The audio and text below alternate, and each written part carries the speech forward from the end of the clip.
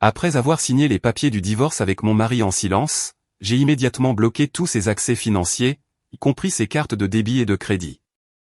Une nuit, alors qu'il célébrait un mariage somptueux de 350 000 $ avec sa maîtresse, la musique s'est soudainement arrêtée. En un instant, la salle de bal est devenue silencieuse, et c'est alors que je suis apparu avec un homme mystérieux. Une seule phrase de cet homme allait tout détruire en un instant. L'air dans la salle de médiation du tribunal de la famille d'Atlanta était exceptionnellement froid et tendu, peut-être parce que la climatisation fonctionnait à 2 fois sa puissance habituelle. D'un côté de la longue table en acajou poli était assis un homme vêtu d'un costume sur mesure, dégageant un air de confiance immérité. C'était Théier. Une expression victorieuse se lisait sur son visage, une expression qu'il ne prenait même pas la peine de cacher. Appuyé contre le dossier de son fauteuil en cuir moelleux, il regardait avec un mépris total la femme assise en face de lui. Cette femme était Lisandra, sa femme ou plutôt, sa future ex-femme. Lisandra était assise en silence, ses mains soigneusement croisées sur ses genoux, par-dessus sa robe ajustée toute simple. Son style, discret mais indéniablement haut de gamme, encadrait un visage sans expression. Il n'y avait ni larmes, ni éclat de colère, seulement un calme profond qui rendait impossible pour quiconque de deviner ce qu'elle pensait. L'avocat de Théier fit glisser une épaisse pile de documents vers Lisandra.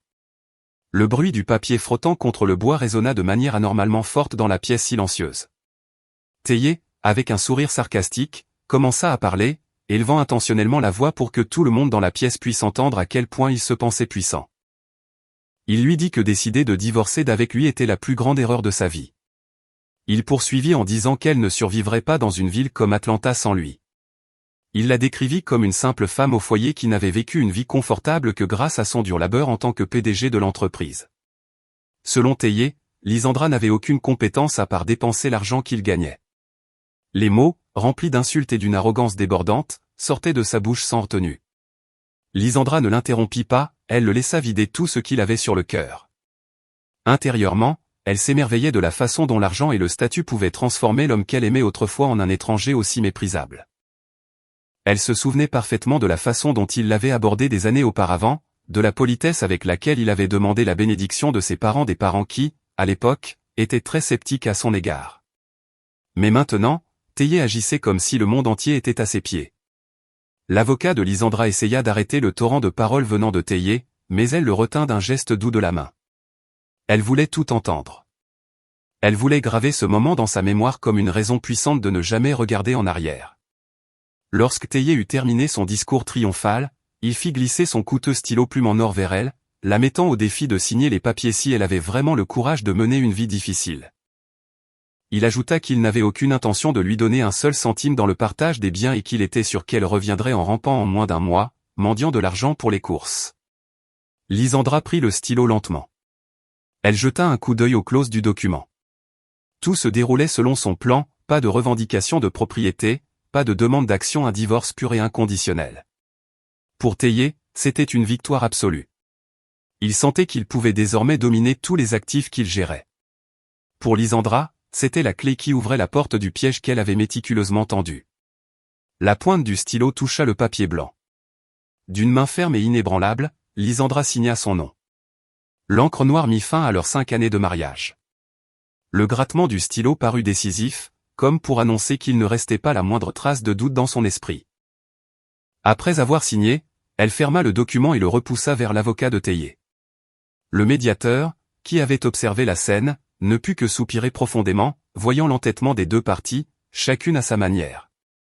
Théier saisit immédiatement les papiers, vérifia la signature avec un large sourire et laissa échapper un petit rire. Il avait l'impression qu'un poids énorme venait de lui être enlevé des épaules. Il se sentait libre. Libre d'avoir une relation ouverte avec Vespé, libre de profiter de la richesse qu'il croyait être le fruit de sa propre sueur. Lisandra se leva, ajusta brièvement ses vêtements et jeta un dernier regard à Théier, qui était déjà occupé à serrer la main de son avocat, célébrant sa fausse victoire. Sans lui dire un mot, Lisandra se tourna et se dirigea vers la sortie. Ses pas étaient légers, comme si des milliers de tonnes venaient d'être soulevées de son dos. Derrière elle, Théier cria qu'elle ne devait pas oublier le chemin de la sortie, car il ne la raccompagnerait pas. Lisandra ne se retourna pas. Elle ouvrit la porte de la salle de médiation, parcourut les couloirs animés du palais de justice et atteignit le hall principal où une voiture l'attendait.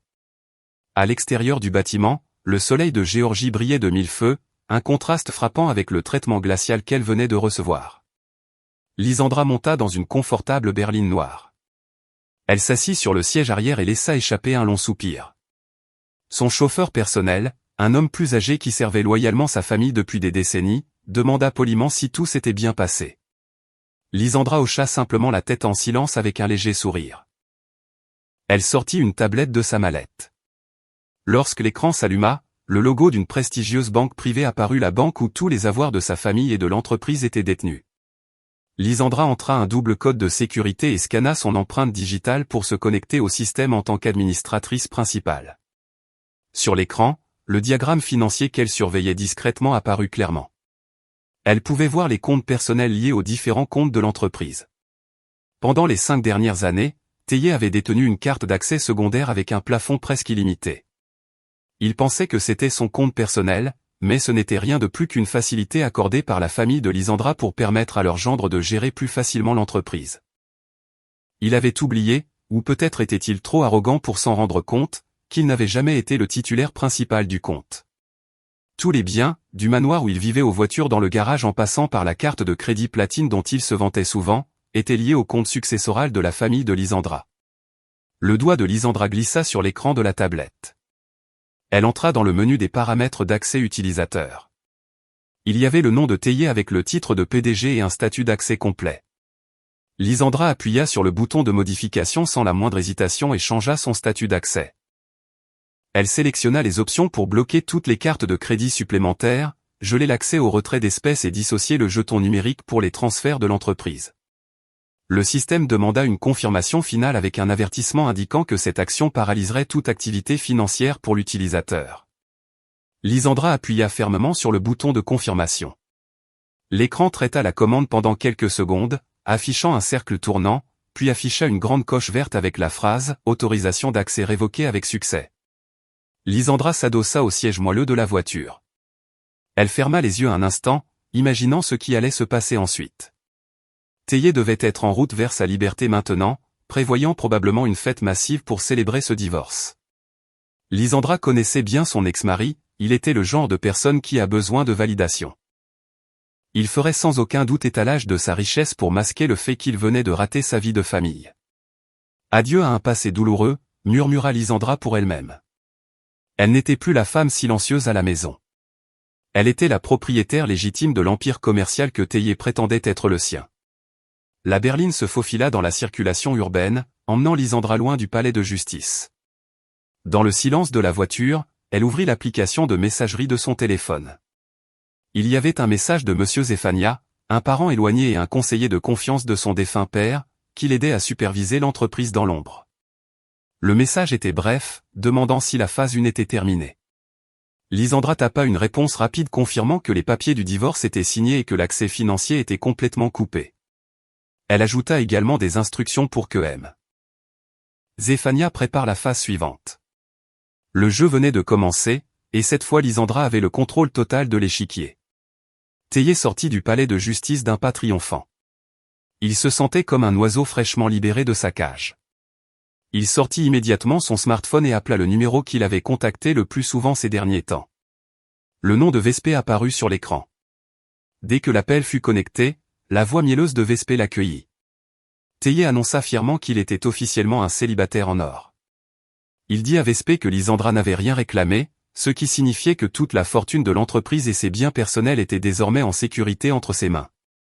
Vespé poussa des cris de joie à l'autre bout du fil, louant son intelligence dans la négociation. En réalité, il n'avait aucune idée qu'il marchait dans un piège. Sans perdre de temps, Théier suggéra de retrouver Vespé pour célébrer cette journée historique. Ils convinrent de planifier leur mariage le plus tôt possible. Ils voulaient prouver au monde, et surtout à la famille de Lisandra, qu'il pouvait être heureux et réussir sans l'ombre de son ex-femme. Il alla chercher Vespé dans sa luxueuse voiture de fonction. Elle l'attendait, parfaitement habillée et prête à dépenser de l'argent. Leur destination ce jour-là était l'hôtel 5 étoiles le plus prestigieux du centre-ville d'Atlanta, un lieu fréquenté par les magnats et les hauts fonctionnaires pour leur mariage de luxe. En arrivant à l'hôtel, le personnel de la réception les accueillit chaleureusement. Théier, avec son arrogance habituelle, demanda à parler directement au responsable marketing des banquets. Il dit qu'il voulait réserver le forfait de mariage le plus cher disponible pour la date la plus proche possible. Le directeur de l'hôtel, un homme d'âge mûr à l'allure professionnelle, les reçut dans son élégant bureau. Il présenta un catalogue de forfaits de mariage haut de gamme. Les yeux de Vespé pétillèrent instantanément lorsqu'elle vit des photos de décoration remplies de fleurs importées et de lustres en cristal. Sans hésitation, elle désigna le forfait mariage royal avec un prix de 350 000 $. Et ce n'était que pour la location de l'espace et le traiteur de base, sans inclure les décorations supplémentaires qu'elle souhaitait. Théier, voulant impressionner sa future femme, accepta le choix de Vespé sans marchander. Il fit même des demandes spéciales pour un menu premium et un service de première classe. Le directeur de l'hôtel sourit largement en calculant le coût total. Il expliqua que pour confirmer la date et commencer les préparatifs urgents, un acompte minimum de 50% était requis, bien qu'un paiement intégral à l'avance soit préférable pour garantir la priorité. D'un air nonchalant, Théier sortit son portefeuille en cuir et en retira la carte de crédit noire qui était le symbole de son statut social. Il la déposa sur la table en marbre avec un claquement confiant. Le directeur de l'hôtel prit la carte poliment et l'inséra dans le terminal sur son bureau. Théier sourit à Vespé, imaginant à quel point leur fête serait grandiose. Mais ce sourire s'effaça lentement lorsque le directeur de l'hôtel fronça les sourcils. Le terminal émit un long bip et recracha un petit ticket avec le mot « refusé ». Le directeur essaya de passer la carte à nouveau, pensant qu'il y avait peut-être un problème avec la bande magnétique ou une connexion Internet instable, mais le résultat fut le même. Le terminal rejeta la transaction.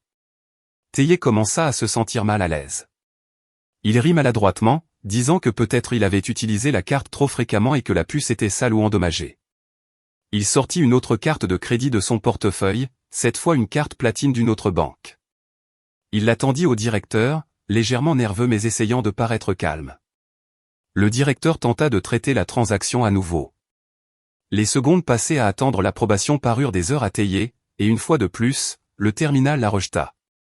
Le visage de Théier commença à devenir rouge de honte. Vespé le regardait bizarrement. Son sourire avait disparu, remplacé par l'inquiétude. Théier s'empressa de fournir une excuse, disant qu'il devait y avoir une panne massive dans le système bancaire, ou une maintenance du système bloquant toutes les transactions. Pour sauver la face, il sortit finalement le chéquier de l'entreprise qu'il portait toujours dans sa mallette. Il savait que l'utilisation directe de l'argent de l'entreprise à des fins personnelles comportait un petit risque, mais en tant que PDG, il pensait pouvoir arranger cela plus tard avec l'équipe financière. D'une main légèrement tremblante, il signa un chèque de 350 000 $. Il le remit au directeur de l'hôtel, affirmant d'un ton ferme que ce chèque serait sûrement encaissé puisqu'il provenait du compte d'une grande entreprise. Le directeur de l'hôtel prit le chèque, l'examina un instant et hocha la tête. Il dit qu'il le traiterait immédiatement avec le département des paiements, mais que comme Théier était un client VIP, la réservation de la salle pouvait être considérée comme confirmée pour le moment. Théier poussa un soupir de soulagement. Il avait surmonté une petite crise. Après l'hôtel, Vespé entraîna Théier directement dans des bijouteries et des boutiques de mariage. Son désir de shopping était insatiable. Elle choisit une énorme bague en diamant et une robe d'un célèbre couturier.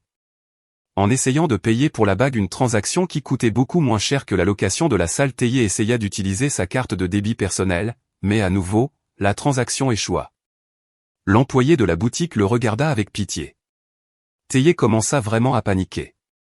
Il essaya d'ouvrir l'application de banque en ligne sur son téléphone pour effectuer un transfert, mais l'application était inaccessible, affichant une notification « Votre compte a été temporairement gelé.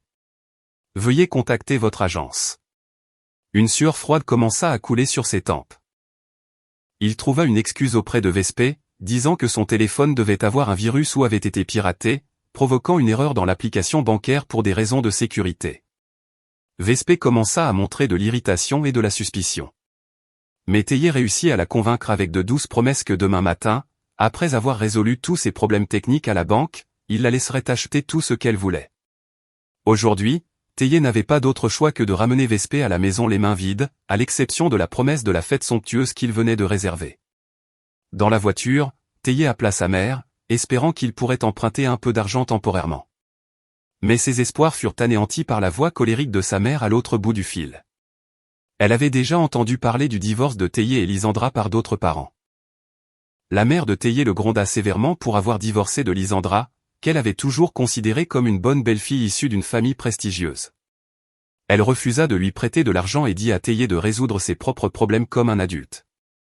Frustré, Théier lança son téléphone sur le siège de la voiture. Il avait l'impression que le monde conspirait contre lui ce jour-là. Il ne réalisait pas qu'il ne s'agissait pas d'une conspiration cosmique, mais de l'exécution froide du plan de Lysandra.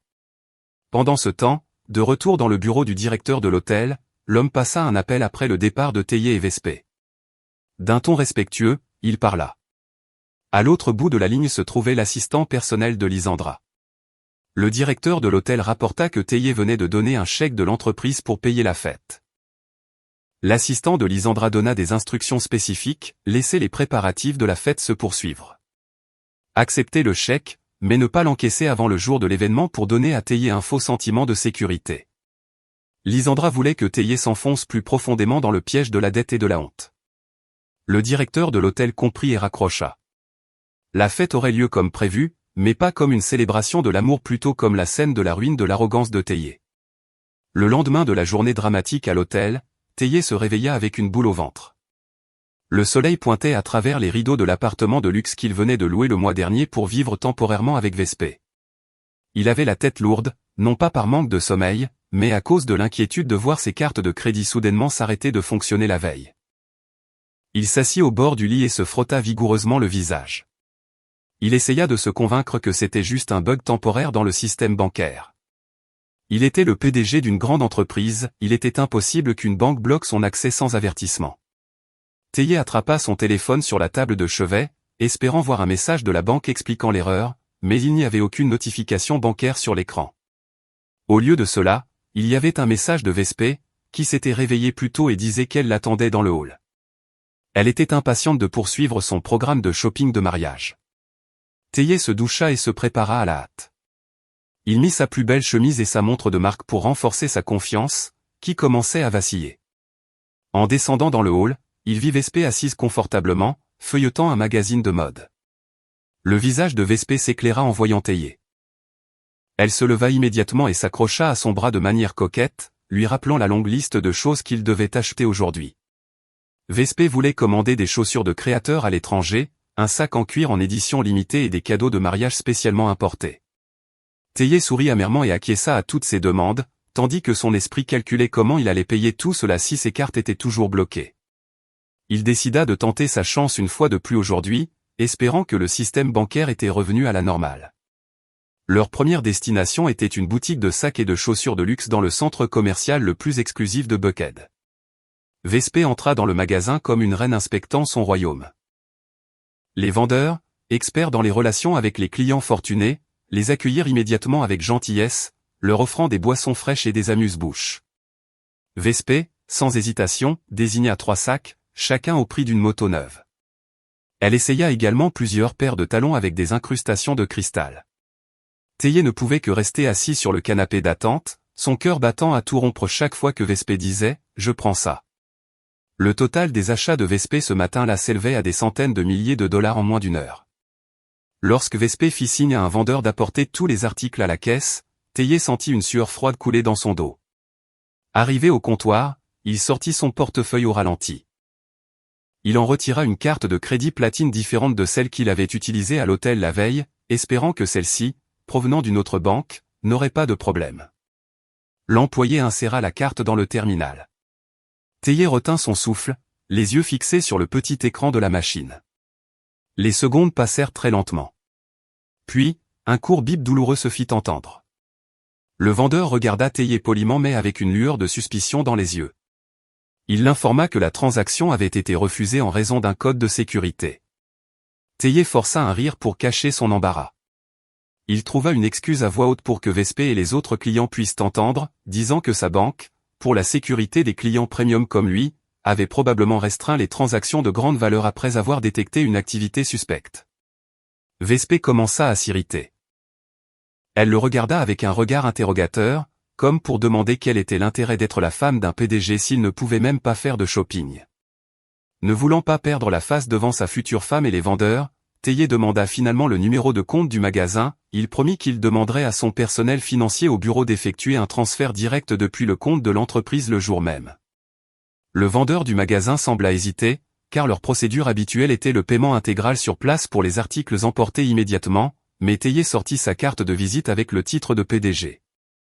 Il assura au directeur du magasin qu'il était une personne importante et que le paiement serait effectué sans faute avant l'après-midi.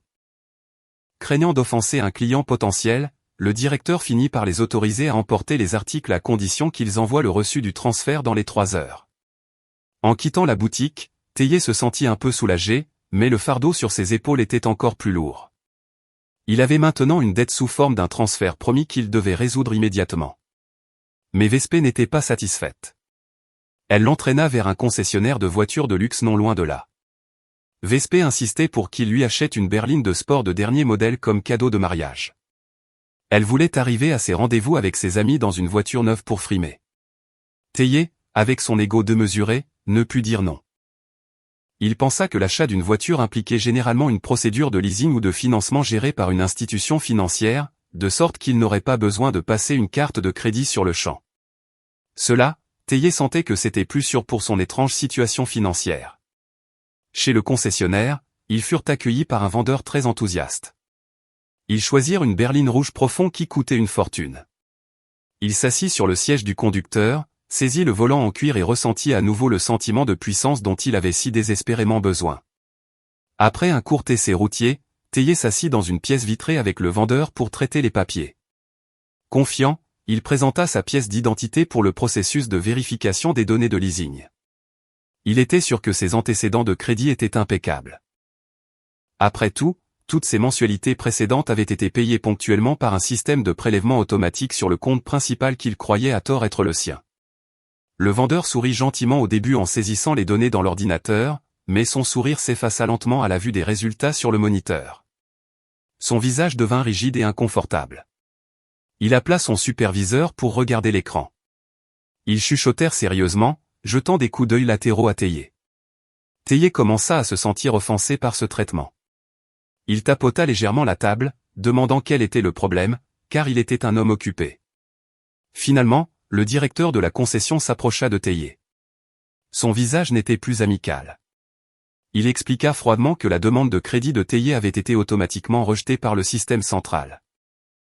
La raison ? Le nom de Théier figurait sur une liste noire d'un groupe financier interne en raison d'indices de gel d'avoir et de litiges de propriété. Théier resta bouche bée. Il se mit très en colère, blâmant le système de la concession. Il cria qu'il était un PDG avec un salaire massif, il était impossible qu'il soit sur une liste noire. Le vacarme attira l'attention des autres visiteurs. Vespé, qui était occupé à prendre des selfies à côté de la voiture rouge, s'arrêta immédiatement et s'approcha de Théier. Elle demanda d'une voix alarmée pourquoi il criait. Théier, maintenant complètement embarrassé, saisit brusquement la main de Vespé et lui dit qu'il partait. Il lui dit que le service là-bas était terrible et qu'il ne méritait pas son argent. Dans la voiture, Théier n'arrêtait pas de jurer, rejetant la faute sur tout le monde sauf lui-même. Il était troublé par le terme « litige de propriété » qu'il venait de mentionner. Dans sa panique, il appela finalement sa secrétaire et le directeur financier au bureau. D'un ton élevé, il demanda pourquoi tous ses accès financiers étaient bloqués et pourquoi il y avait un problème de gel des avoirs. À l'autre bout du fil, le directeur financier semblait confus et effrayé. Il expliqua que depuis ce matin, le jeton d'accès financier que Théier utilisait n'était plus valide. La banque les avait informés qu'il y avait eu un changement dans la structure des autorisations des utilisateurs par l'actionnaire majoritaire. Théier fit silence. Maintenant, il réalisait qu'il n'avait jamais détenu la participation majoritaire. Cette participation appartenait à la famille de Lisandra, mais il n'avait jamais imaginé qu'elle agirait de manière aussi radicale et aussi rapide. Il essaya de nier cette réalité. Il ordonna au directeur financier d'émettre immédiatement un chèque de banque et de l'envoyer sur son compte personnel pour couvrir ses besoins urgents. Mais le directeur financier refusa poliment, craignant de violer les nouvelles procédures strictes. Au milieu de la confusion et de la panique de Théier, une épaisse enveloppe de couleur crème atterrit sur le bureau de Lisandra au siège social, un endroit que Théier avait rarement visité. Lisandra était assise, examinant des rapports sur sa tablette. Son assistant personnel lui remit poliment l'enveloppe. C'était une invitation au mariage de Théier et Vespé. Le design était très somptueux, avec de l'encre dorée et du papier importé exactement le goût gaspilleur de Vespé. Lisandra ouvrit l'invitation lentement. Il n'y avait aucune tristesse sur son visage, mais plutôt un léger sourire significatif. À l'intérieur se trouvait la date et le lieu de la fête, qui se tiendrait dans 2 jours. Lysandra prit un stylo et écrivit un seul mot sur la carte de réponse, « Présente ». Puis elle remit la carte à son assistant pour qu'il la renvoie à l'adresse indiquée. Lysandra savait que sa présence ne serait pas celle d'une invitée, mais celle de la dirigeante qui avait mis fin à cette longue farce. Le jour que Théier et Vespé attendaient finit par arriver. Le jour du mariage, prévu avec une extravagance excessive pour prouver leur statut social, ressemblait maintenant à une bombe à retardement pour Théier. Depuis le matin, il était à l'hôtel. Il n'avait pas pu dormir, hanté par les messages de divers prestataires exigeant le paiement. La boutique de costumes insistait pour recevoir le reçu du transfert qui n'était jamais arrivé, la bijouterie menaçait de reprendre la marchandise et la société de décoration exigeait le paiement intégral du solde avant que l'événement ne commence ce soir-là. Théier se sentait comme s'il se trouvait sur des sables mouvants. Plus il bougeait, plus il s'enfonçait. Il continuait de mentir à tout le monde, disant que l'argent était en cours de compensation bancaire et qu'il arriverait l'après-midi même. Pendant ce temps, l'ambiance dans la salle de bal de l'hôtel était une fourmilière d'activités. Le personnel installait des milliers de fleurs fraîches venues d'un autre état. Un magnifique lustre en cristal était déjà en place, reflétant une lumière dorée éblouissante. Un épais tapis rouge s'étendait de l'entrée jusqu'à l'hôtel, conçu comme un palais de contes de fées. Vespé semblait très heureuse. Elle était occupée à donner des ordres au personnel, leur demandant de changer les fleurs dans un coin ou de tamiser les lumières dans un autre. Elle n'avait aucune idée de la tempête qui se préparait dans l'esprit de son futur mari. Pour Vespé, aujourd'hui était le jour de sa victoire totale sur Lysandra. Elle deviendrait la femme légitime d'un PDG et vivrait une vie d'opulence. Elle imaginait même les visages envieux de ses amis en voyant le luxe de la fête. Théier s'était caché dans l'une des chambres d'hôtel louées pour les préparatifs de la mariée. Il faisait les 100 pas nerveusement. Il rappela sa mère, espérant que la vieille femme avait changé d'avis et lui prêterait ses économies de retraite pour boucher ce trou, mais l'appel resta sans réponse. Théier s'affala sur un canapé.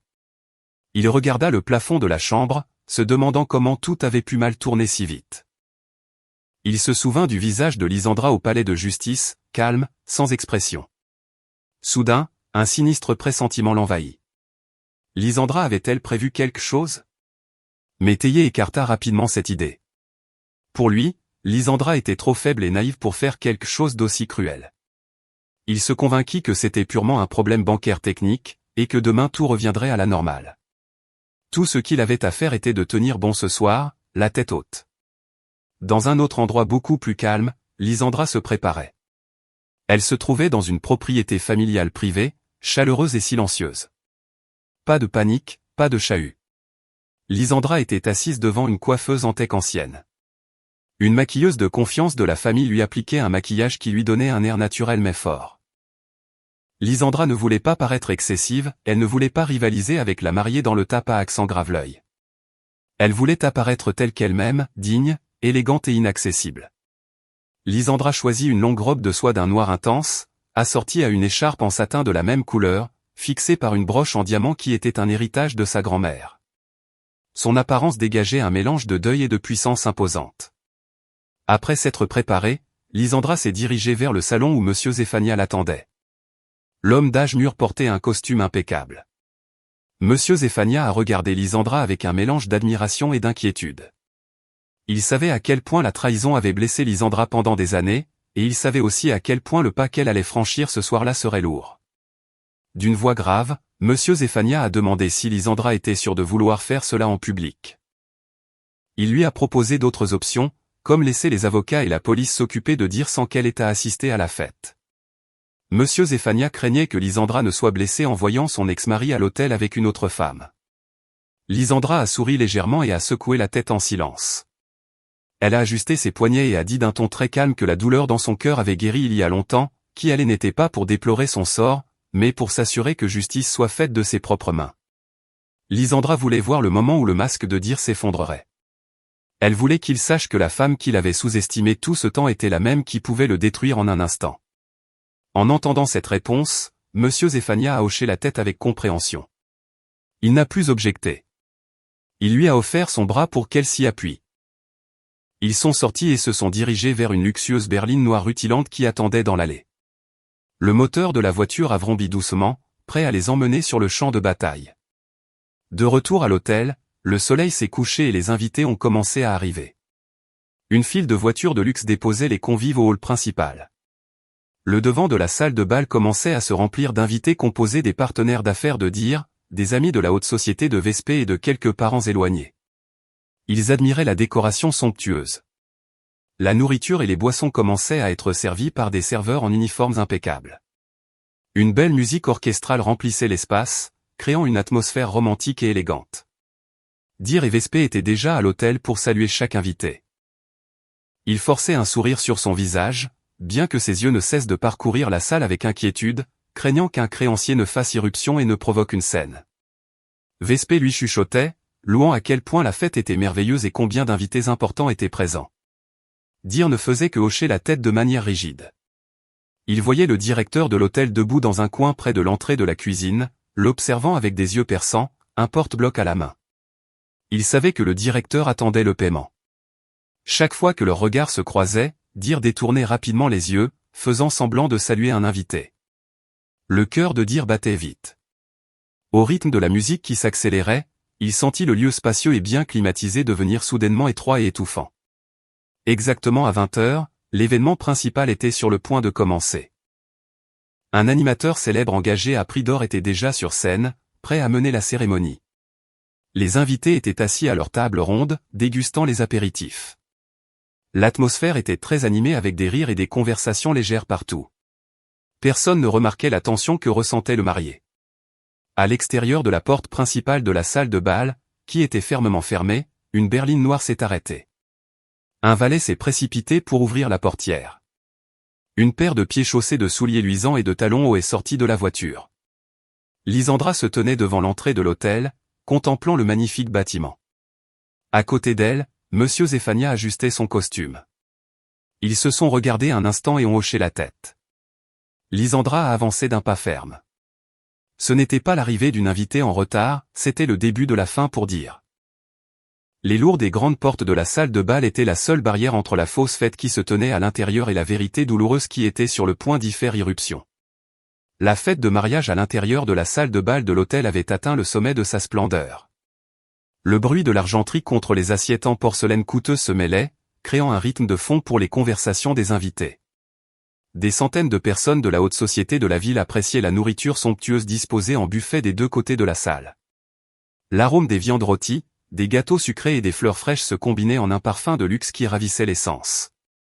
Au centre de la pièce, une pièce montée de 7 étages s'élevait majestueusement, décorée d'ornements en sucre complexe et de fleurs comestibles faites à la main.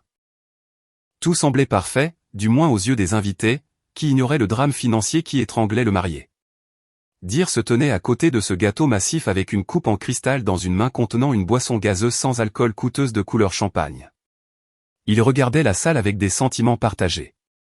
D'un côté, son ego se sentait satisfait de voir tant de personnes importantes assister à sa fête partenaire d'affaires, concurrents et même les amis de la haute société de Vespey qu'il avait auparavant ignorés. Ce soir, il sentait qu'il s'était prouvé être un petit roi dans son propre royaume. Mais d'un autre côté, l'ombre des factures impayées continuait de le hanter. Il voyait le directeur de l'hôtel debout, rigide près de l'entrée de la cuisine, ses yeux suivant chacun de ses mouvements comme un geôlier surveillant un prisonnier. Dire essayait d'ignorer ce regard. Il but une gorgée de sa boisson pour s'humidifier la gorge, sèche à cause de la tension.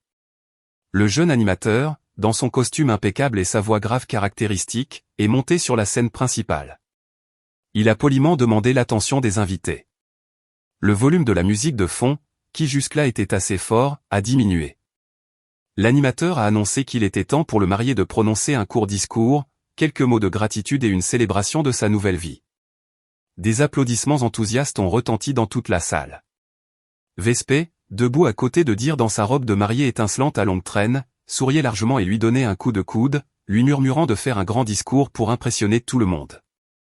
Dire a hoché la tête, a ajusté sa cravate et s'est dirigé vers le pupitre avec un microphone situé au centre de l'hôtel. Il a pris une profonde inspiration pour rassembler ce qui lui restait de confiance. Il s'est agrippé au pupitre comme s'il s'agissait de son seul soutien à ce moment-là. Il a commencé à parler. Sa voix tremblait un peu au début, mais progressivement elle est devenue plus forte et plus assurée.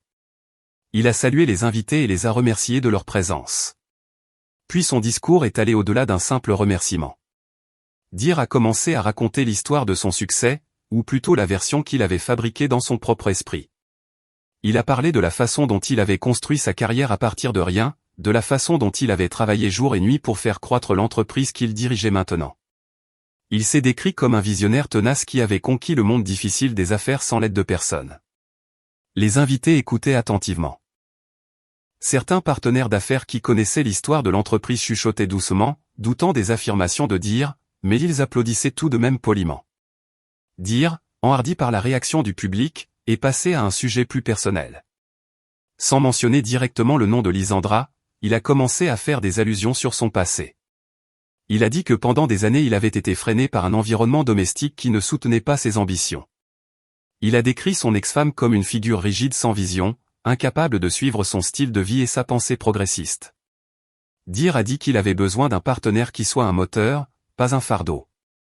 Il a dit que vivre avec quelqu'un qui n'était pas à son niveau, que ce soit en termes de mentalité ou d'apparence, était une torture pour un homme accompli comme lui. Vespé, debout derrière lui, souriait triomphalement.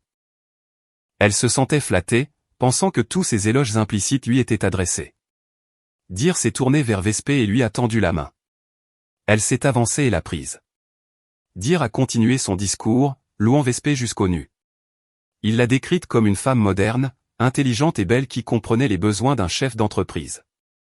Ce soir, s'est exclamé Dir dans le micro, est la preuve que j'ai trouvé mon âme sœur, une femme qui mérite d'être à mes côtés au sommet du succès.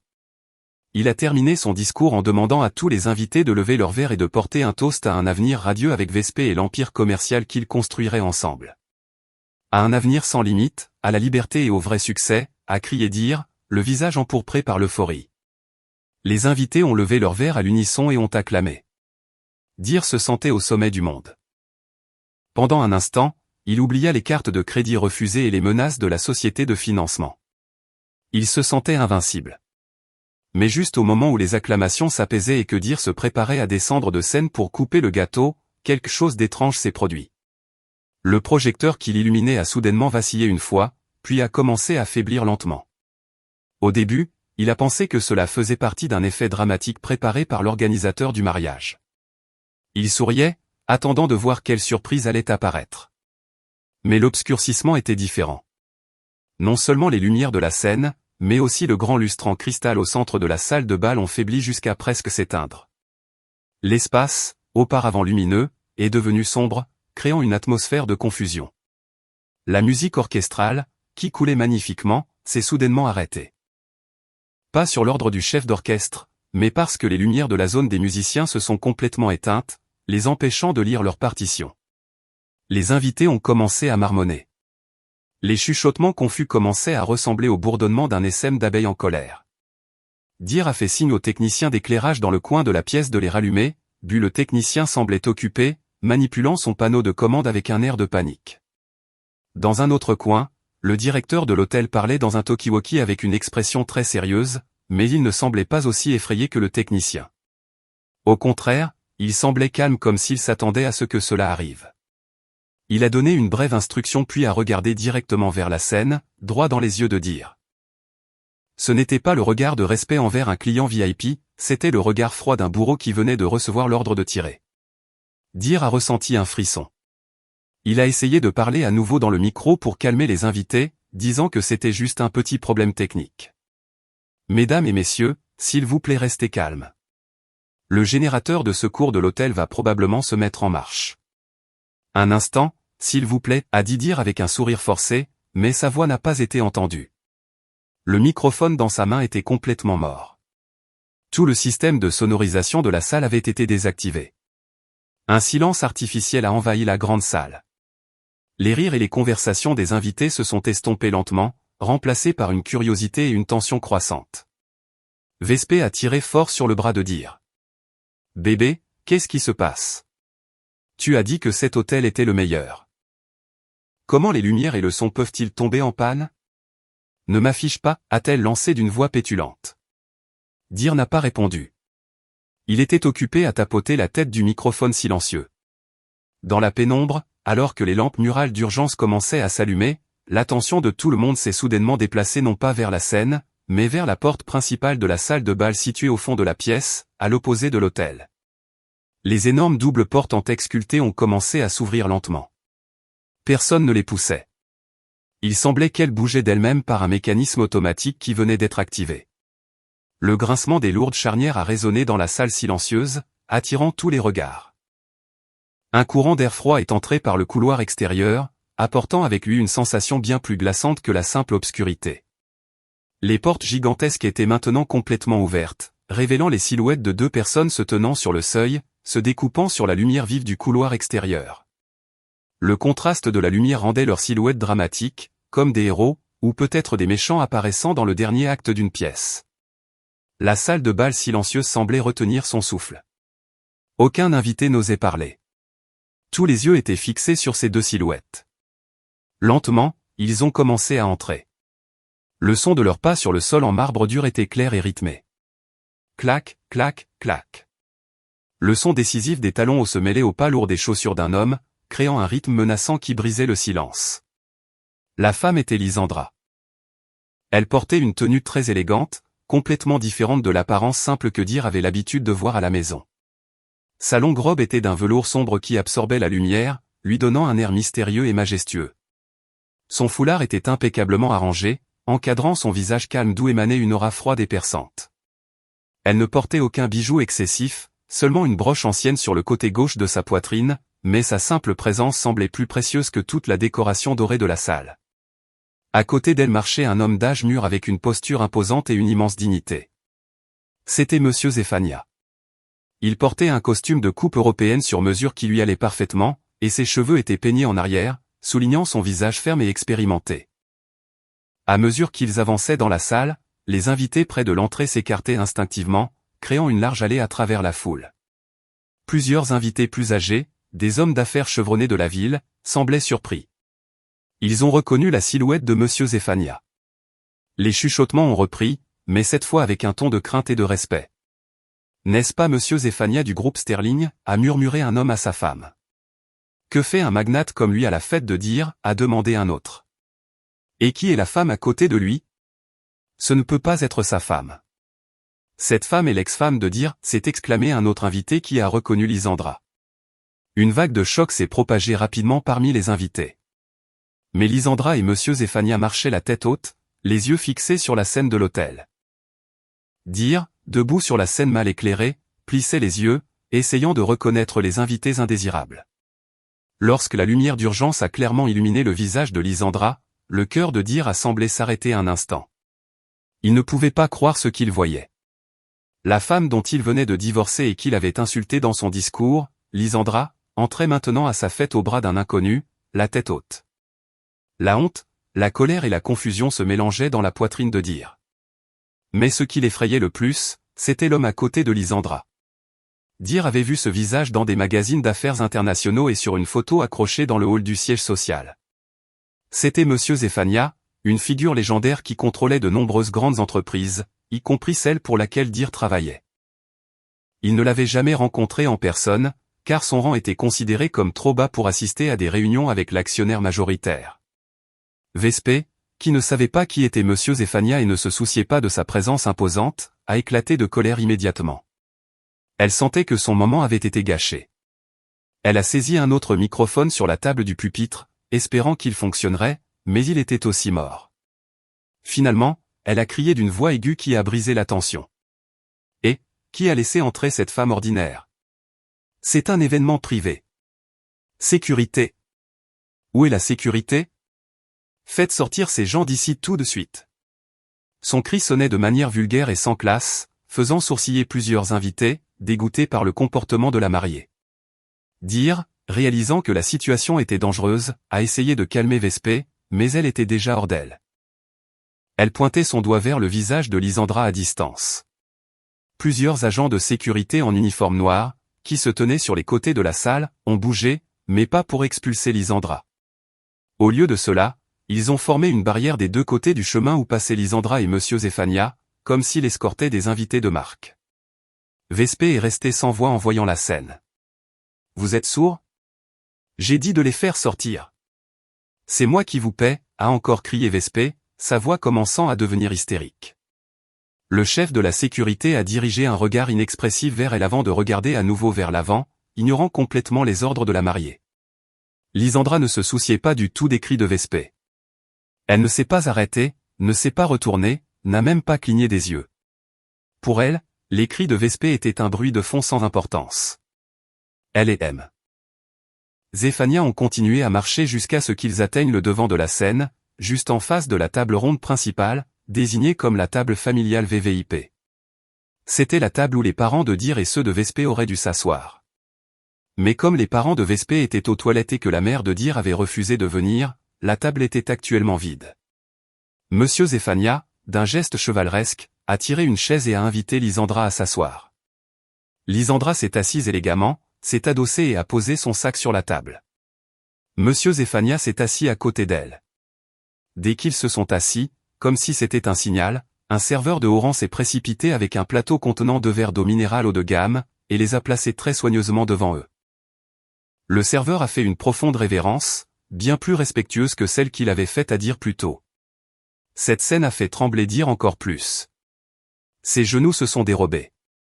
Il a réalisé que dans cet hôtel, le pouvoir suprême n'était pas détenu par celui qui louait le lieu, mais par le propriétaire du bâtiment, et les gestes du personnel de l'hôtel indiquaient clairement à qui il devait fidélité. De nouveau, le silence a envahi la salle. Pas de musique, pas de cliquetis d'assiette. Tous les invités attendaient de voir ce qui allait se passer ensuite. Lysandra a levé son verre d'eau, a pris une gorgée en silence, puis a levé les yeux vers Dir sur la scène. Son regard n'était pas celui d'une épouse trahie et en colère, c'était le regard compatissant d'un patron envers un employé qui est sur le point d'être licencié. Dir s'est senti nu sous ce regard. Il voulait fuir, mais ses pieds semblaient collés au sol de la scène. Monsieur Zéphania s'est levé lentement. Il n'a pas crié. Il a simplement levé légèrement la main pour donner un signal. Magiquement, le projecteur principal qui était auparavant éteint s'est rallumé mais une seule lumière, et son faisceau n'illuminait pas le couple, mais directement Monsieur Zéphania. Monsieur Zéphania a mis la main dans la poche de son costume et en a sorti un microphone argenté sans fil, le seul qui fonctionnait dans la salle parce que son équipe l'avait apporté. Il a appuyé sur le bouton ombre et un petit claquement s'est fait entendre, indiquant que le système de sonorisation avait été repris. Je suis désolé d'interrompre votre petite fête. La voix de Monsieur Zéphania était grave, claire et imposante, résonnant à travers les haut-parleurs principaux dans tous les coins de la salle. Il semble qu'il y ait eu un petit malentendu dans le discours de M. Dir il y a un instant. Il a parlé de construire l'entreprise à partir de rien, de son succès autodidacte. Monsieur Zéphania a laissé échapper un petit rire qui sonnait très méprisant. Il a marché calmement vers les escaliers de la scène tandis que Dir reculait pas à pas, terrifié. Il est peut-être temps d'informer les invités sur qui est le véritable architecte du royaume que vous revendiquez, et qui a simplement été un parasite vivant dessous. Vespé, qui ne comprenait toujours pas la situation, a essayé d'arracher le micro des mains d'un Dir tremblant, mais il l'a arrêté.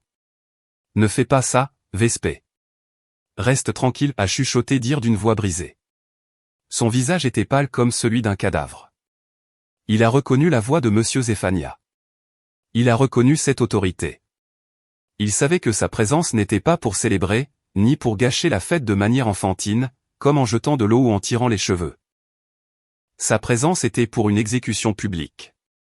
Et Dir, sur la magnifique scène qu'il avait louée avec un chèque sans provision, se sentait comme un accusé attendant sa condamnation à mort devant des centaines de témoins. Chaque pas que Monsieur Zéphania faisait en montant les escaliers de l'hôtel semblait incroyablement lourd et lent, comme le marteau d'un juge dans une salle d'audience. Dir reculait pas à pas, son visage pâle comme du papier, une sueur froide trempant son front, ruinant sa coiffure coûteuse. Il voulait appeler la sécurité, mais la voix restait coincée dans sa gorge. De plus, il réalisait que la sécurité du bâtiment n'était plus de son côté. Derrière lui, Vespé se tenait toujours avec une expression de confusion et de colère. Elle ne saisissait toujours pas tout à fait le danger imminent. Elle était seulement contrariée parce qu'un homme âgé inconnu avait interrompu son moment de triomphe. Vespé a essayé de s'avancer pour insulter Monsieur Zéphania, mais Dir a rapidement tendu un bras pour lui barrer la route. Il savait qui était l'homme en face d'eux, et que l'affronter publiquement était un suicide. Monsieur Zéphania était maintenant juste à côté de Dir au centre de la scène. Le contraste entre les deux hommes était absolu. Dir, dans son costume de mariée coûteux, semblait petit et effrayé. Monsieur Zéphania, dans son costume d'affaires conservateur, ressemblait à un géant dominant la salle. Il n'a pas parlé immédiatement. Il a laissé le silence s'installer pendant quelques secondes, permettant à la tension de s'infiltrer dans l'esprit de chacun. Il a regardé Dire avec une expression indéchiffrable, non pas une colère explosive, mais du dédain, comme s'il y avait un petit insecte perdu au mauvais endroit. Puis Monsieur Zéphania s'est tourné vers les milliers d'invités, toujours figés sur leur siège. Il a souri légèrement, un sourire poli, mais sans joie dans les yeux. D'un geste délibéré, il a levé sa main gauche et a claqué des doigts vers la salle de contrôle au fond de la salle. Un instant plus tard, l'écran de projection gigantesque installé sur le mur derrière l'hôtel s'est allumé. Cet écran était censé montrer une présentation de photos de mariage romantique de Dire et Vespé à l'étranger avec de la musique d'amour en fond sonore, mais ce qui est apparu n'était pas des photos tendres, mais un organigramme d'entreprise très complexe et détaillé. Les mots Vandross Family Holding étaient en haut en grandes lettres dorées. Les invités plissaient les yeux, essayant de lire les plus petites lettres en dessous. Plusieurs hommes d'affaires assis au premier rang se sont couverts la bouche de leurs mains, tellement ils étaient surpris par ce qu'ils voyaient. M. Zéphania a recommencé à parler dans le micro, sa voix résonnant claire et ferme dans chaque coin de la salle. Il a expliqué qu'il y avait eu beaucoup de malentendus sur qui dirigeait réellement le grand navire qu'était l'entreprise où travaillait Dire. Monsieur Zéphania a pointé l'écran du doigt. En haut de cet organigramme, au poste de présidente et actionnaire majoritaire, se trouvait un nom très familier pour Dire mais inconnu de la plupart des invités qui ne le connaissaient que superficiellement. Le nom était Lisandra. Oui, la femme assise à la table VVIP, buvant tranquillement son eau minérale, était la propriétaire légale de 90% des actions de la société holding qui contrôlait la filiale où travaillait Dire. Monsieur Zéphania a déplacé son doigt vers le bas de l'organigramme, après le conseil d'administration et les directeurs d'exploitation, jusqu'à s'arrêter sur une petite case en bas au milieu. Là, à côté du titre directeur général sous contrat, se trouvait le nom de Dire. Monsieur Zéphania a lu le texte d'un ton moqueur, répétant et insistant sur l'expression sous contrat. Il a expliqué aux invités que le poste de Dire n'était ni celui de propriétaire, ni de fondateur, ni même de la personne responsable de la prise de décision stratégique. Dire était simplement un employé à qui on avait donné un titre clinquant en raison de son statut marital avec la propriétaire. Il n'était qu'un mannequin exposé en vitrine pour maintenir l'image de la famille, tandis que toutes les décisions commerciales importantes étaient en réalité prises par le conseil d'administration sous les ordres de Lisandra. Le visage de Dire est devenu rouge de honte. Son secret venait d'être exposé devant des centaines de personnes. Il s'était toujours vanté d'être un PDG autodidacte, le cerveau derrière le succès de l'entreprise. Maintenant, tout le monde savait qu'il n'était qu'un employé chanceux qui avait épousé la patronne. Les chuchotements parmi les invités sont devenus plus forts. Ils commençaient à rire de leur propre stupidité pour avoir cru à ces mensonges. Vespé, qui avait les yeux fixés sur l'écran de projection, a senti ses genoux faiblir. Elle a regardé Dire avec horreur. Son rêve de devenir la femme d'un magnate venait de se briser en un instant. Elle réalisait que Dire lui avait menti sur l'étendue de son pouvoir. Incapable de supporter une telle humiliation, Dire a essayé de se défendre. Il a arraché le micro mort des mains de Vespé et a crié de toutes ses forces. Bien que sa voix ne soit pas amplifiée par les haut-parleurs, il a crié que l'organigramme était faux. Il a crié qu'il avait travaillé jour et nuit, qu'il avait apporté des clients et des bénéfices à l'entreprise. Il a affirmé que les actifs comme le manoir de luxe, la voiture de sport et l'appartement étaient le fruit de sa propre sueur, achetés en son nom. Dire a essayé de convaincre les invités qu'il s'agissait d'une calomnie malveillante de la part d'une ex-femme rancunière. Il a pointé Lisandra d'un doigt tremblant, l'accusant de sabotage par jalousie de le voir heureux avec Vespé. Monsieur Zéphania a ri légèrement en entendant la défense pathétique de Dire. Il a fait un autre signal à l'opérateur. L'image sur l'écran de projection a changé à nouveau.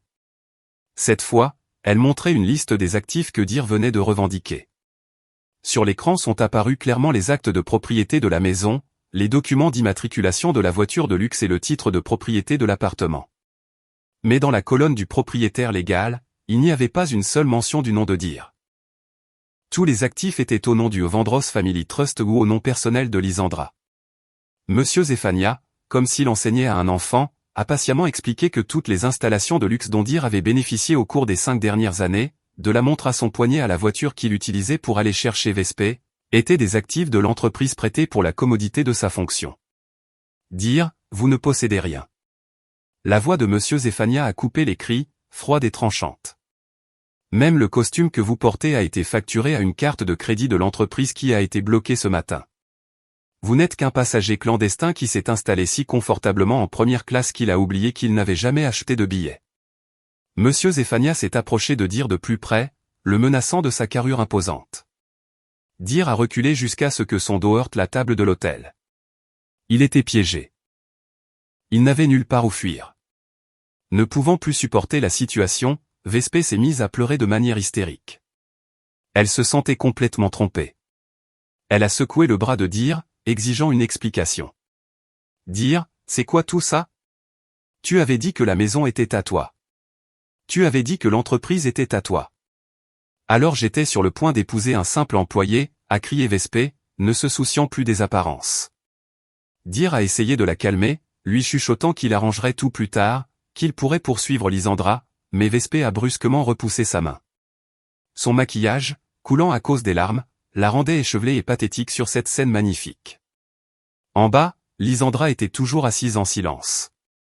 Elle n'avait pas de sourire narquois et ne se moquait pas. Elle regardait simplement le drame sur scène avec un visage inexpressif. À l'intérieur, elle ressentait un sentiment de soulagement. Le fardeau des mensonges que Dire avait entretenu avait enfin été levé. Lisandra se rappelait combien de fois Dire l'avait rabaissée lors de réunions avec des amis, disant qu'elle ne connaissait rien aux affaires, alors qu'en réalité c'était elle qui réparait discrètement les désordres administratifs qu'il créait, qui injectait des fonds personnels quand ses projets échouaient. Ce soir, Lisandra n'avait fait que réclamer la vérité qui lui appartenait de plein droit. Monsieur Zéphania s'est à nouveau concentré sur Dire. Il a dit que cette humiliation n'était pas encore terminée. Il lui a rappelé le document qu'il avait signé ce matin-là au tribunal de la famille. Dire a froncé les sourcils, essayant de se rappeler le contenu de ce document. Il se souvenait l'avoir signé à la hâte, impatient d'être libre. Il se souvenait que son avocat lui avait dit qu'il s'agissait d'un accord de divorce standard sans revendication de propriété. Dire se demandait ce que cet accord de divorce avait à voir avec cette situation. Monsieur Zéphania, comme s'il pouvait lire dans ses pensées, a sorti un dossier bleu marine de son costume. Il l'a tenu bien haut pour que tout le monde puisse le voir. Vous pensiez probablement que c'était la fin de votre mariage, Dire, mais en réalité, c'est le début de votre ruine financière, a dit Monsieur Zéphania de manière énigmatique, préparant le coup de grâce qui allait enterrer Dire vivant. L'atmosphère dans la salle de bal de l'hôtel a radicalement changé. Si auparavant cela ressemblait à un spectacle de cirque honteux, maintenant on aurait dit une chambre d'exécution sous tension. Les invités retenaient leur souffle, les yeux fixés sur le dossier bleu marine que tenait Monsieur Zéphania. Il regardait le dossier avec une anxiété accablante. Son cœur battait si fort qu'il semblait vouloir bondir hors de sa poitrine. Il essayait de se souvenir de chaque clause qu'il avait parcourue ce matin-là, mais son cerveau, saisi par la panique, se bloquait. Il sentait qu'il avait manqué quelque chose de très mortel caché dans la pile de documents juridiques qu'il avait ignorés. Monsieur Zéphania ouvrit le dossier d'un mouvement délibérément lent, torturant les esprits. Le son des pages que l'on tournait était amplifié par le microphone, créant un effet dramatique et étrange. Il en sortit une feuille de papier à en-tête avec la signature de Dire clairement visible à l'encre noire, encore fraîche au bas de la page. Monsieur Zéphania tint le papier à deux mains, le lut en silence un instant, puis regarda Dire directement dans les yeux. Son regard était empreint d'une certitude glaciale et irréfutable. Monsieur Zéphania commença à expliquer que dans le monde des affaires de haut niveau, chaque signature a des conséquences, et que lire un contrat avec négligence est un péché impardonnable. La voix de Monsieur Zéphania rompit le silence. Vous avez été trop arrogant en signant ce document.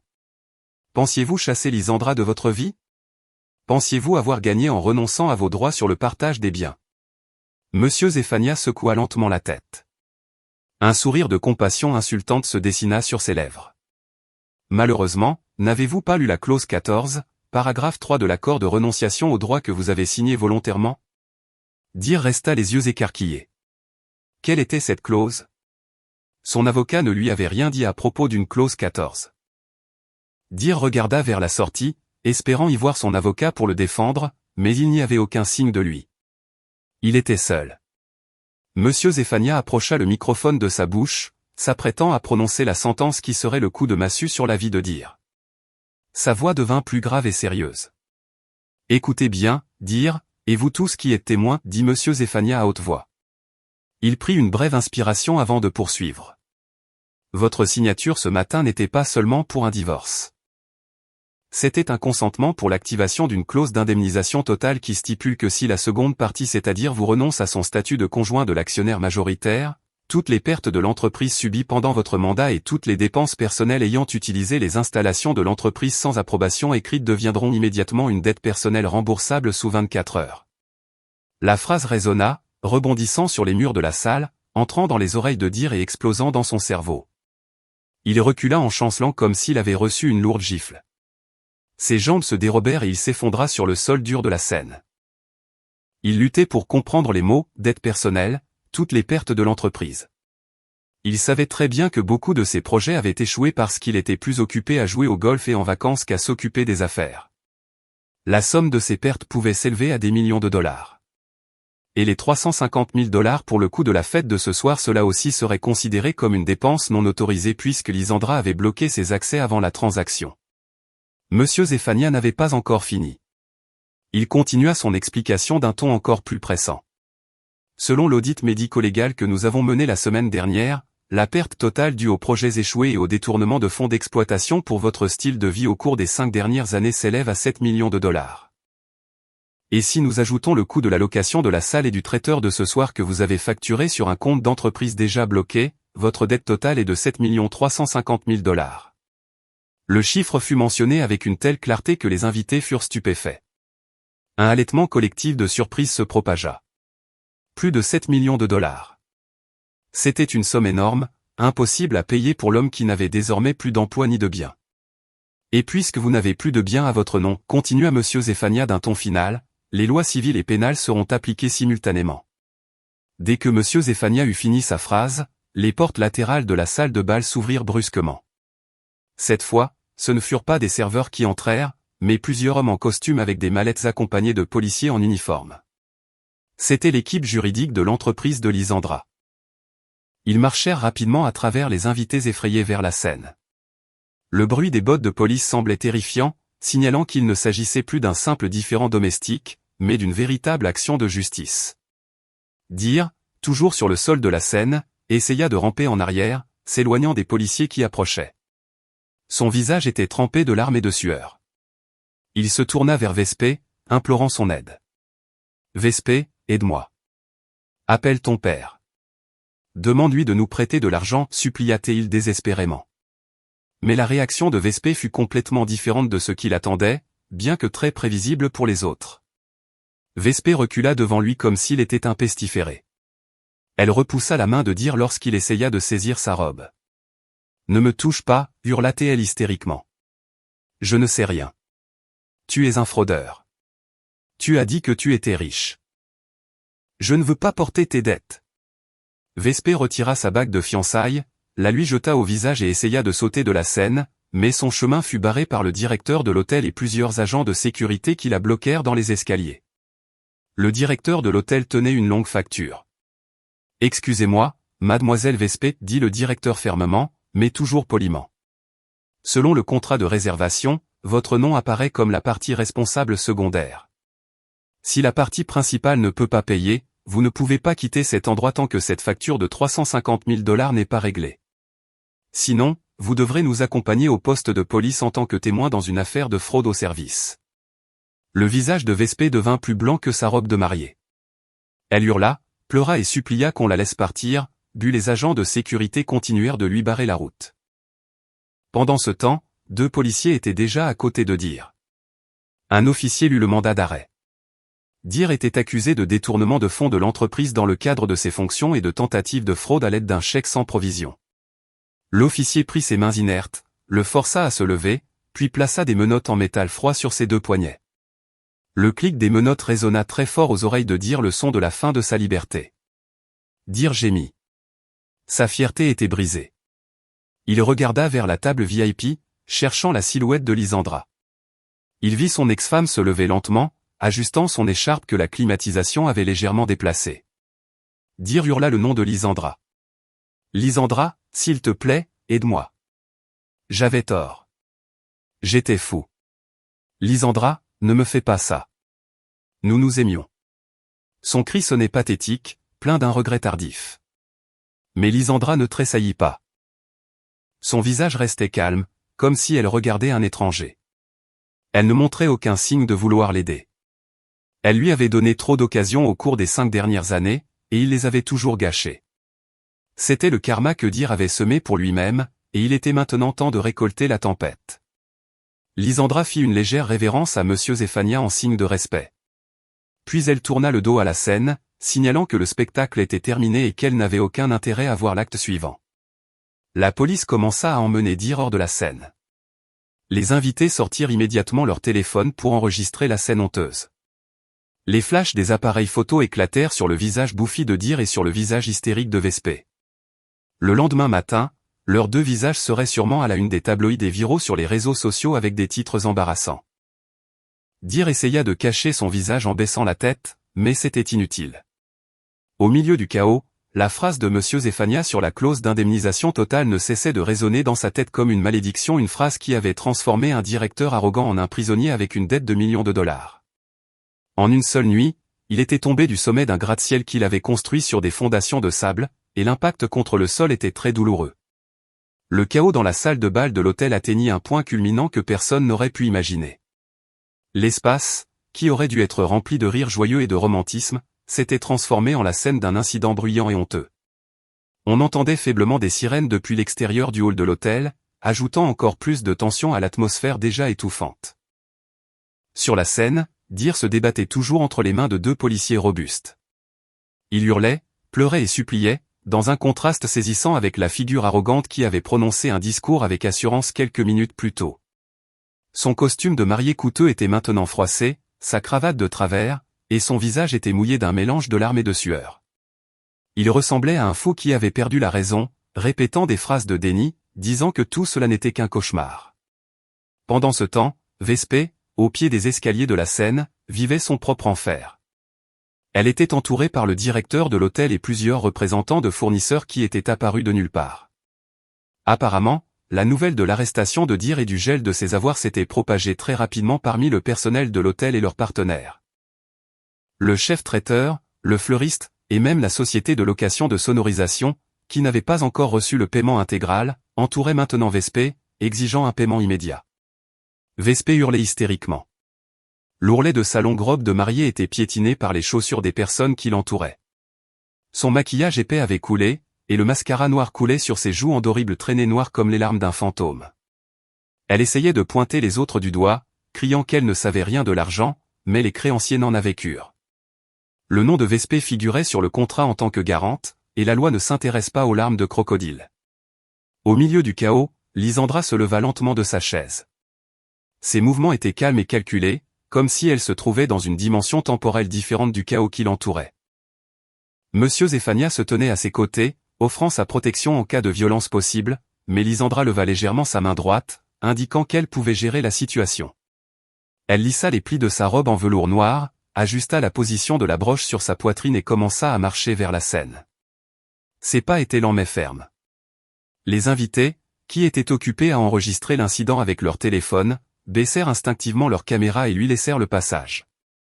L'aura de Lisandra à ce moment-là était si forte qu'elle dégageait la dignité d'une victorieuse qui n'a pas besoin de revendications pour célébrer sa victoire. Dir, alors qu'on le traînait en bas des escaliers de la scène, vit Lisandra s'approcher. Ses yeux rouges et gonflés brillèrent immédiatement d'une fausse lueur d'espoir. Il se tortilla, essayant de se libérer de la police pour se rapprocher de Lisandra. Il pensait que la femme qu'il avait tant aimée et qui avait toujours pardonné ses erreurs s'adoucirait en voyant son état actuel. D'une voix brisée et pathétique, Dir cria le nom de son ex-femme, lui demanda pardon, dit qu'il avait été fou, que Vespé l'avait incité, et qu'il l'aimait toujours. Dir rabaissa sa fierté au maximum, se prosternant sur le sol de marbre froid malgré ses mains menottées dans le dos. Il espérait que Lisandra demanderait à la police de le libérer ou au moins paierait ses dettes comme elle le faisait autrefois lorsqu'il avait des ennuis de jeu ou des dettes de style de vie. Lisandra s'arrêta exactement à 2 pas de Dir agenouillé. Elle le regarda de haut à travers ses longs cils. Il n'y avait pas de colère sur son visage, seulement un regard vide et froid, comme si elle voyait un étranger qu'elle n'avait jamais rencontré auparavant. Lisandra se souvint de toutes les insultes que Dir lui avait adressées pendant leurs 5 ans de mariage. Elle se souvint comment il l'avait traitée d'ennuyeuse, comment il avait habilement caché ses infidélités, et comment il l'avait subtilement marginalisé dans les cercles sociaux de l'entreprise. Tous les souvenirs amers défilèrent dans son esprit, mais étrangement, ils ne faisaient plus mal. Elle ne ressentait que de la pitié pour la petitesse de l'âme de l'homme en face d'elle. « Lysandra, s'il te plaît, paie cette dette. Je te promets que je te rembourserai plus tard. Je te promets que je changerai. Ne laisse pas la police m'emmener, supplia dire avec de la salive et de la morve mélangées, dans un spectacle répugnant pour quiconque le voyait. Les policiers qui le tenaient regardèrent Lysandra, attendant sa réaction. Y aurait-il une intervention ou un nouveau drame allait-il se nouer? Lysandra soupira brièvement puis parla. Sa voix était douce mais clairement audible aux oreilles de Dire. Dire, pendant 5 ans, j'ai toujours nettoyé tes dégâts. J'ai fermé les yeux quand tu prenais de l'argent pour tes caprices. Je suis restée silencieuse quand tu prétendais être le propriétaire de mon entreprise. Je t'ai donné d'innombrables occasions de mûrir et de te comporter comme un adulte. Elle marqua une pause, laissant ses mots pénétrer. Mais aujourd'hui, tu as choisi toi-même ton destin. La signature sur les papiers du divorce était ton choix. Cette fête somptueuse était aussi ton choix. Et cette femme là-bas, Lysandra pointa Vespé, qui pleurait en étant traînée par la sécurité, était aussi ton choix. J'ai fini d'être ton sauveur. Il est temps pour toi d'apprendre à être un homme responsable de ses propres choix. En entendant ces mots, l'espoir de Dire se brisa. Il réalisa que Lysandra avait véritablement fermé son cœur pour toujours. Elle n'était plus la femme soumise qu'il pouvait manipuler.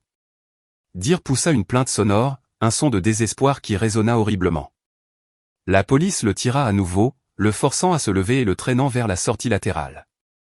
Il ne cessa de regarder en arrière vers la silhouette ferme de Lysandra jusqu'à ce qu'il disparaisse derrière les doubles portes gardées. Après qu'ils eurent emmené Dire, Lysandra dirigea son regard vers Vespé. En voyant emmener Dire, Vespé paniqua encore plus. Elle essaya de se libérer des mains du directeur de l'hôtel, mais elle n'avait aucune force. Voyant Lysandra la regarder, elle changea immédiatement de tactique, passant de la colère à la supplication. « Madame Vandross, s'il vous plaît, aidez-moi. Je ne savais rien. Ils m'ont trompé. Je suis une victime, moi aussi. En tant que femme, s'il vous plaît, ayez pitié de moi, supplia-t-elle avec un visage piteux, espérant que la solidarité féminine la sauverait. Lysandra s'approcha de Vespé et regarda la robe de mariée coûteuse qu'elle portait, achetée avec la carte de crédit de l'entreprise qui faisait maintenant partie de la montagne de dettes. Lysandra sourit très légèrement, un sourire presque imperceptible.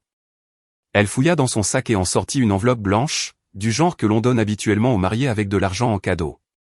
Les yeux de Vespé pétillèrent en voyant l'enveloppe. Elle pensa que Lysandra allait lui donner un chèque pour régler la facture de l'hôtel et la laisser partir libre. Lysandra lui tendit l'enveloppe. Vespé s'en saisit rapidement, les mains tremblantes. Impatiente, elle l'ouvrit, mais son visage pâlit instantanément en voyant le contenu. L'enveloppe était vide.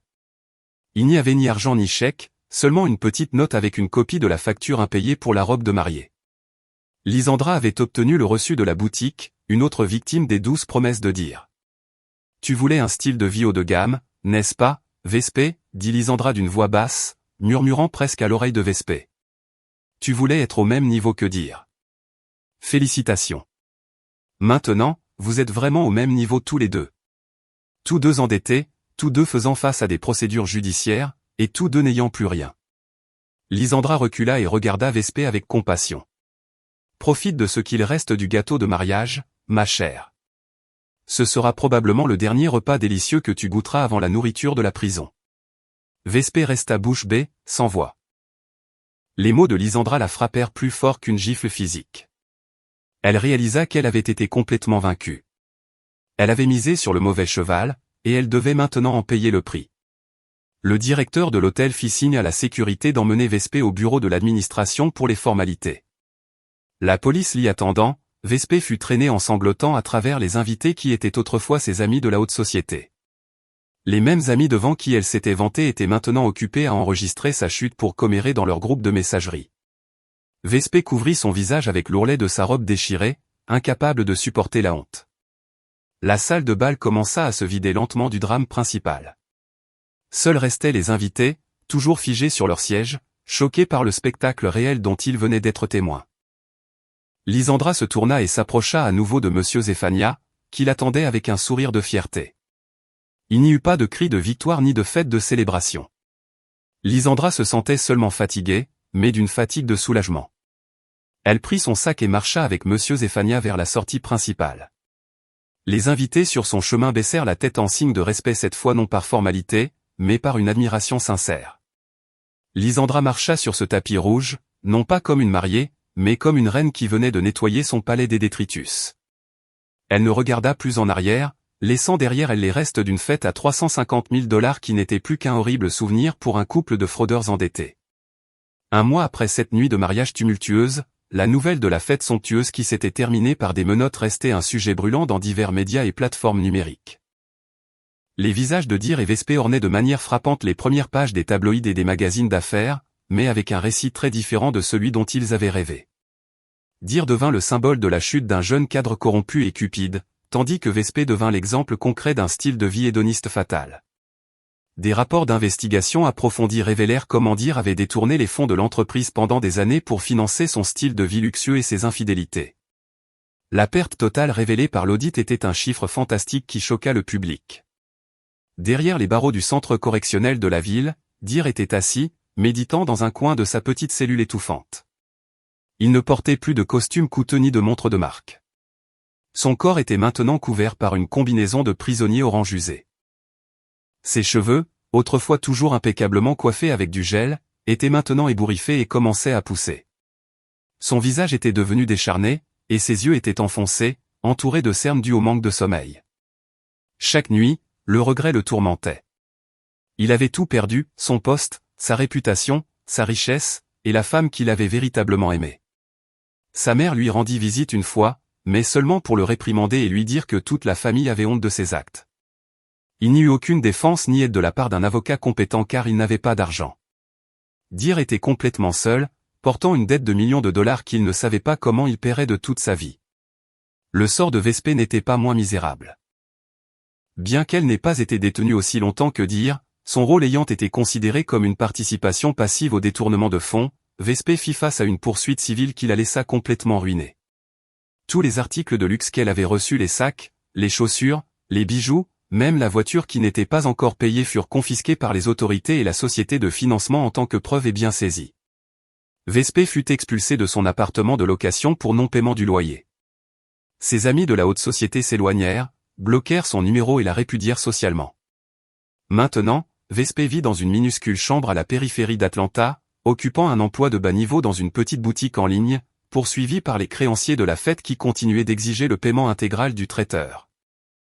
La beauté et le luxe qu'elle adorait autrefois avaient disparu sans laisser de traces, éclipsés par l'ombre de la dette et de la honte. Pendant ce temps, dans une zone verdoyante loin du bruit de la ville, une atmosphère très différente se développait. Un grand bâtiment à l'architecture chaleureuse mais moderne s'élevait majestueusement. Sur la plaque près de la porte principale, on pouvait lire « Maison d'enfants de la Fondation Vandross ». Sur la pelouse verte, des enfants orphelins couraient et jouaient joyeusement, vêtus d'uniformes scolaires propres et décents. Depuis la terrasse du bâtiment, Lisandra les regardait avec un sourire sincère sur les lèvres. Son visage semblait beaucoup plus vivant et radieux qu'un mois auparavant. Le poids lourd qui avait oppressé son cœur avait complètement disparu. Elle portait une élégante tenue de travail qui combinait professionnalisme et simplicité. Monsieur Zéphania sortit par la porte principale du bâtiment avec un dossier de rapport mensuel. Il s'approcha de Lisandra et le lui remit. Le rapport financier de ce mois-ci, Madame la Présidente. Après la restructuration de la direction et l'élimination des parasites de l'entreprise, nos bénéfices ont augmenté de 30%. Les investisseurs font de nouveau confiance au groupe Vandross, dit Monsieur Zéphania avec un sourire de satisfaction. Il était fier de voir sa nièce prendre le contrôle total avec sagesse. Lisandra prit le dossier, y jeta un coup d'œil un instant et hocha la tête de joie. Gérer l'entreprise n'était pas aussi terrifiant que ce que Dir lui avait laissé croire. Avec de l'honnêteté et la bonne équipe, tout se passait sans accroc.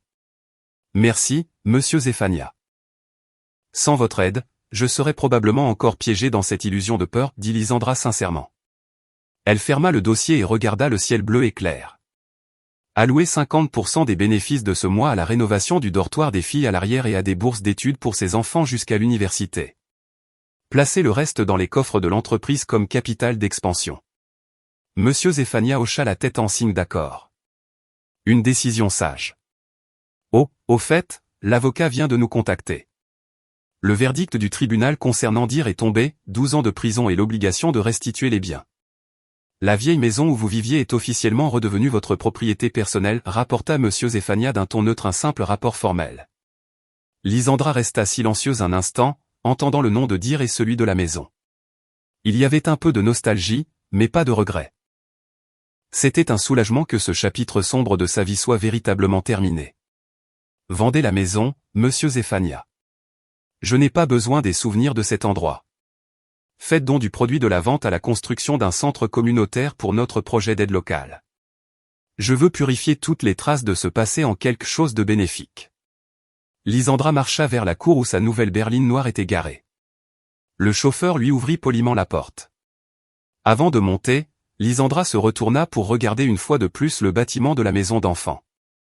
Elle vit les enfants sourire avec innocence, vivant des vies simples mais pleines d'amour.